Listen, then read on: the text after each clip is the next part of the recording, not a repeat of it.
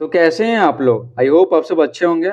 इस वीडियो में हम लोग क्लास 8 साइंस का अध्याय 13 पढ़ने वाले हैं, जिसका नाम है तारे और सूर्य का परिवार। ठीक है, तो इस वीडियो में हम लोग इस अध्याय का प्रश्न उत्तर हल करेंगे। तो चलिए बिना समय गवाए वीडियो को स्टार्ट करते हैं। देखते हैं कि प्रश्न अभ्यास में कौन सा प्रश्न दिया हुआ है। तो किसमें दिया हुआ? इसमें दिया हुआ। ठीक है, अब देखिए अभ्यास का प्रश्न पहला है, रिक्त स्थानों को भरें। कह है स्टार शूटिंग स्टार वास्तव में डैश नहीं है। तो इसको स्टार तो बोलते हैं, है ना, स्टार लिखा हुआ, लेकिन ये तारा नहीं है एक्चुअल में।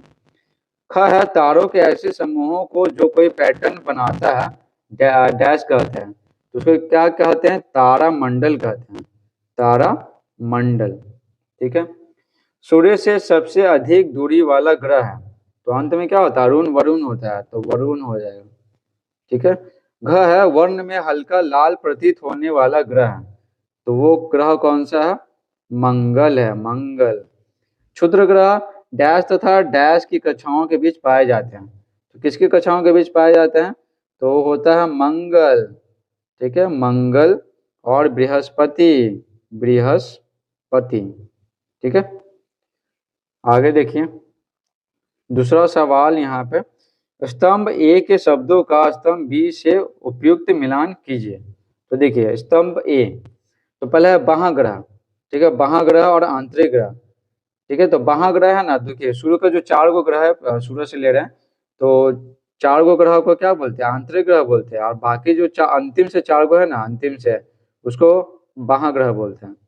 ठीक है, तो देखिए बाह्यग्रह कौन सा है? तो बाह्यग्रह शनि है। ठीक है, आंतरिक ग्रह कौन सा? मंगल है। पृथ्वी का उपग्रह, तो पृथ्वी का उपग्रह कौन सा है? चंद्रमा है। तारामंडल, देखिए सप्तऋषि एक तारामंडल है, तारों का एक खास समूह है। और आर्यभट्ट एक कृत्रिम उपग्रह था। आप देखिए तीसरा सवाल, सौर परिवार के सबसे बड़े और सबसे छोटे ग्रह का नाम लिखिए। ठीक है, तो चलिए आपको बताते हैं सारा। तो देखिए सौर परिवार का सबसे बड़ा ग्रह पता है? बृहस्पति है। और सबसे छोटा ग्रह क्या? बुध है। चौथा सवाल, क्या आकाश में सारे तारे गति करते हैं? व्याख्या कीजिए। तो देखिए उत्तर लिखेंगे, आकाश में ध्रुव तारे को छोड़कर सारे तारे गति करते हैं। ध्रुव तारा पृथ्वी के घूर्णन अक्ष के समानांतर में उपस्थित होता है, जिस कारण यह पृथ्वी पर उपस्थित व्यक्ति को स्थिर प्रतीत होता है। ठीक है, अर्थात गति करता हुआ प्रतीत नहीं होता है।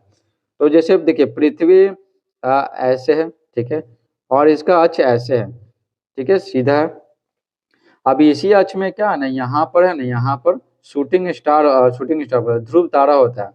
ये पृथ्वी ऐसे घूमता है ना, तो जिसके कारण क्या वो प्रतीत नहीं होता है। बिल्कुल इस तरह से समझिए कि जैसे मान लेते हैं कि छाता है। ठीक है, छाता इस तरह से मान लेते हैं, बनाते हैं। ठीक है, आप यहाँ पर आप चिपकाइएगा ना, यहाँ पर इसके जस्ट सामने है।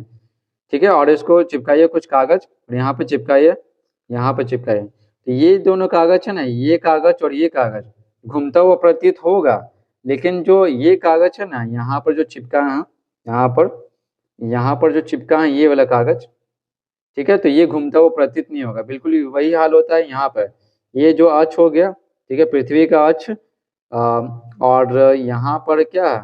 यहाँ पर ध्रुव तारा है, तो घूमता हुआ प्रतीत नहीं होता है, लेकिन बाकी तारे तो गति करते हुए प्रतीत होते हैं। ठीक है, यही बात बोला गया है।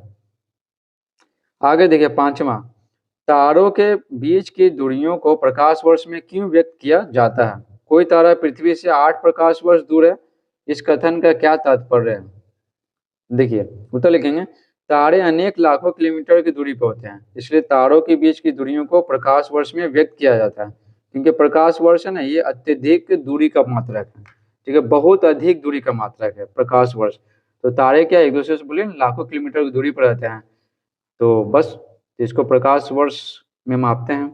ठीक है, ये दूरी मापने का क्या बहुत बड़ा मात्रक है।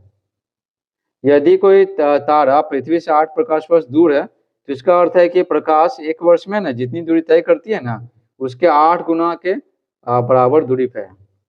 ठीक है, 8 गुना के बराबर दूरी पे है। एक वर्ष में जितना प्रकाश तय करेगा, तो उसके 8 गुना के बराबर दूरी है।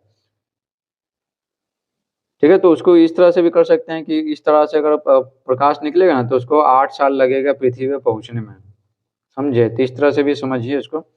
छठा देखिए, ग्रहों के परिक्रमा का आरेख खींचिए जिसमें सूर्य के चारों ओर परिक्रमा करते ग्रहों को दर्शाया गया हो। तो देखिए यहाँ पर इंग्लिश में है, आपको हिंदी में लिख लेना है। ठीक है, किस में लिख लेना है? हिंदी में। तो ये हो गया सूरज, सूर्य हो गया, मरकरी बुध, ठीक है, वीनस मतलब शुक्र, तो आपको लिख के दिखा दे रहे हैं। ठीक है, पृथ्वी, अर्थ मतलब पृथ्वी, और मार्स मतलब क्या? मंगल। आप में से तो बहुत सारे का आता होगा, जिनको नहीं आता वो लिख लीजिएगा। और जुपिटर मतलब बृहस्पति, ठीक है, सैटर्न मतलब क्या? शनि हो गया, यूरेनस, ठीक है, तो अरुण हो गया, और नेपच्यून मतलब वरुण हो गया। तो इंग्लिश बिल्कुल मत लिखिएगा, हिंदी लिखिएगा। इतना काम खत्म, बस यही करना है। और आरेख खींचना है तो इस तरह से आपको बनाना पड़ेगा, समझे? तो बनाना तो आप बना लीजिएगा, इसका स्क्रीनशॉट आप ले सकते हैं। इस प्रकार से पूरा चैप्टर समाप्त होता है। Thanks for watching.